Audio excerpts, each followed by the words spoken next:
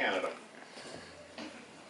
He was born in 1826, so and he returned to New York City in 1831. He entered the mechanics school at the age of 12, and at 14 he joined his father and brother in an engineering firm, and at 1846, at the age of 19, he was one of 4 engineers who applied to design a railroad suspension bridge across the Niagara River at the rapids, but he was not selected. Elliott built his temporary bridge in 1849, with Roebling's bridge following in 1855. So he was a very young engineer who became a Civil War general later in his life. Okay.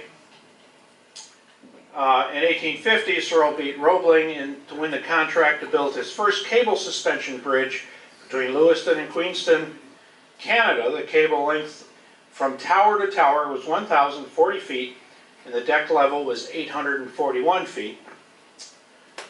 Significant to our story, the towers were short, so the back spans were also short. That becomes important. The 1855 artist William Beard made a print of the Lewiston-Queenston Bridge, calling it the largest in the world, built in 1850. That's exactly what we're hoping to find, a picture of a real bridge. But you notice the piers are on land and not in the water.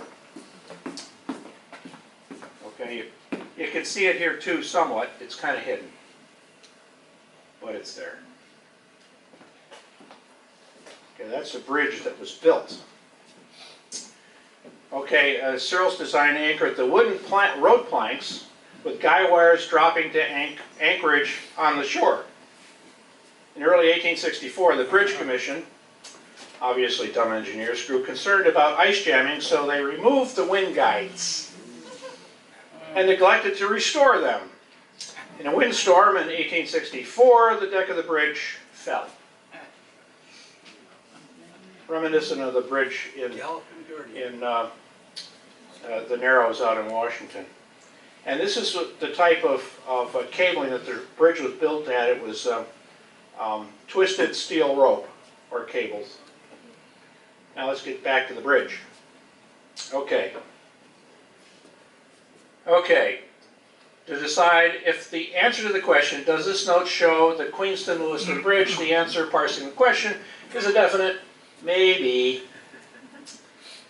Okay, and the evidence is right in front of us, but we don't pay any attention to it. Look hard, look harder, and you're not looking in the right spot. Okay, you're looking at the bridge, okay, and you know where the towers were. You have the short towers and you have the long towers, so obviously it's not right. Okay, so the banknote is not Searle's design, nor is it likely he would have been in his preteens had it been built. How many 19-year-olds have actually designed and had a bridge built? Not many. So we're not looking at Searle's design, but he's convinced that the banknote vignette is the Queenston-Lewiston Bridge. Not just Searle's bridge, it's the .5 bridge, the proposed bridge of 1836. And the evidence is very interesting to find. Okay, so we're going to investigate a new name. In 1825, Francis Hall designed the first Brock monument and had proposed a bridge over the Niagara River at Queenston. Okay, who was Brock? He was a general of the British Army between 1769 and 1812, or maybe that's when he lived. Anyhow, he was responsible for protecting Canada from the American invasions during the War of 1812, protecting the Fort Mackinac and Detroit, defeating the us invading Canada. Didn't work. So they built a monument to him. after the war ended in 1812, and there's a picture of the monument, was 40 meters tall and completed in 1827. In one last act in the 1837 revolt, extensive damage was done to the Brock Monument by an explosive charge set off at the base of the column, and you can see it's kind of damaged. Now, why is that important? Well, we're looking at the bridge, but let's look at another view. We're looking at the monument, the monument, the monument. So, all three bridges are in exactly the same spot. So, Brock's monument is in all three, which, if you pay attention, you would have seen that early on, but nobody does. Don't know why. So, new hypothesis based on evidence that follows. The vignette, you'll recall, that we had two overlapping figures, Hamilton and McMicken, between the 1836 charter of the bridge, the .5, and the Niagara Suspension Bridge bank that operated from 1836 to 1841. It is suggested that one of these gentlemen saved the sketch prepared by a hopeful engineer for the .5 bridge, Francis Hall, and sent it to Wright and Hatch in New York City for a conversion into a vignette. The inclusion of the Brock Monument on the vignette convinces everybody that it was engraved to order, showing the precise location of the proposed bridge. And the bridge itself clearly shows engineering mind at work. The author's opinion? This is a surviving design of the .5 bridge prepared by Francis Hall, who included his monument, especially as he had hoped to win the contract to restore the work, which I'm not sure it ever was. And the Queenston-Lewiston Bridge note was issued 10 years prior to its construction. Searle won the contract in 1850, and the note is dated 1840. I propose the two are not related. The design goes back significantly further to 1836 or perhaps to 1825.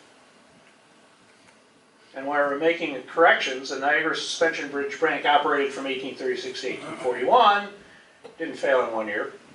Failed 1 year after the date of Brock's note. And we talk about, uncovered a neat bit of information along the way. Has a little bit to do with this. This is William Holden Beard, self-portrait in his studio. He was an interesting artist who made this print of the Lewiston-Queenston Bridge in 1855. But the artist is known for a different genre. Okay. You're probably familiar with some of the works, but you probably don't know them. He was a unique anthropomorphic view of the woods where a variety of animals would do human activities, i.e. dancing bears. And one of his other famous images was, before the Nast pictures, Santa Claus in 1862. So, and it says United States and Great Britain are two countries separated by a common language, attributed to George Bernard Shaw. It might extend equally to the Lewiston-Queenston Bridge or the Queenston-Lewiston Bridge, depends on which side of the border you're talking about, or the Queenston Suspension Bridge, which happened to be the most productive in his search. The opening of the Lewiston-Queenston Suspension Bridge number 2 in July 1899, with the American name used, and taken from a photograph taken from the American side, from the Niagara Falls Public Library. And Suspension bridges were there for a long time. Thank you very much.